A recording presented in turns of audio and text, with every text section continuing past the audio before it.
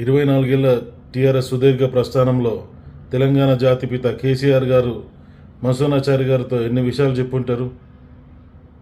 అయినా నర్మగర్భంగా ఉండే మసూనాచారి గారు ఇక్కడ అంటే అన్ని ఉన్న ఆకు అణిగిమణిగి ఉంటుంది, ఏం లే నాకు ఎగిరెగిరబడుతున్న దానికి నిదర్శనం నువ్వే. తెలంగాణలో మనం ఎదుటి వాళ్ళు తప్పు చేయకుండా పొరపాటున ఒక మాట అంటే వాడు ఎదురుపడాలన్నా వాడి ఇంటికి పోవాలన్నా మొహం ఉండదు, సిగ్గుపడతాం.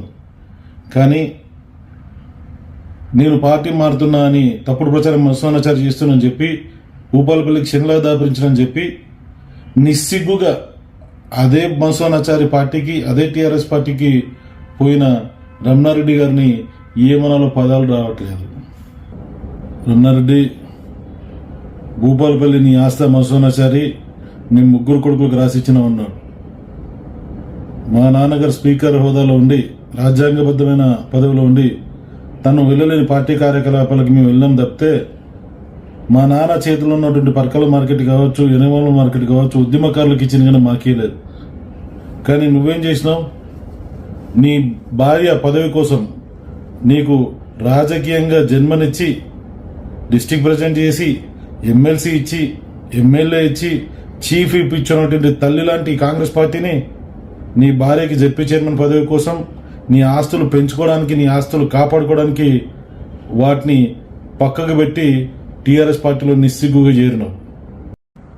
రమణారెడ్డి, మసూనాచారి గారికి నువ్వే ఏలు పట్టుకుని ఓనమాలు దిద్దించినట్టు ప్రతిపక్ష హోదా కావాలని నీ దగ్గరకు వచ్చినప్పుడు ఆయన చేతులు జోడించి రమణారెడ్డి గారు నేను భూపాలపల్లికి పోను, మీరు ఎట్లా చెప్తే అట్లా తింటా అని అంటే మీరే ఆయన మసూనాచారి గారిని తీసుకెళ్లి ముఖ్య కేసీఆర్ గారితో మాట్లాడి ప్రతిపక్ష హోదా ఇచ్చినట్టు బీడప్లు ఇస్తున్నావు. నువ్వు కాదు, పార్టీ ఫౌండర్ ఆయనే, కేసీఆర్ గారి అనుచరుడు ఆయనే. రాజకీయాలలో సీట్ల సర్దుబాట్లు కానీ అభ్యర్థి డిక్లరేషన్ కానీ ఏదన్నా ఉంటే ఎలక్షన్ టైం ఉంటుంది.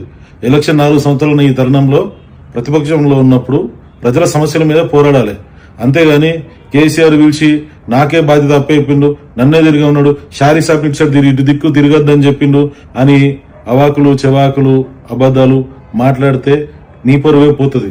నువ్వు అన్న తెల్లారే మరి మసూనాచారి గారు వచ్చారు కదా, ముఖ్య కేసీఆర్ గారు గీసిన గీత దాటిన మసూనాచారి గారు నువ్వు అన్న తెల్లారే మళ్ళీ భూపాలపల్లి వచ్చిందంటే అర్థమైంది నువ్వు మాట్లాడినైనా అబద్ధాలని.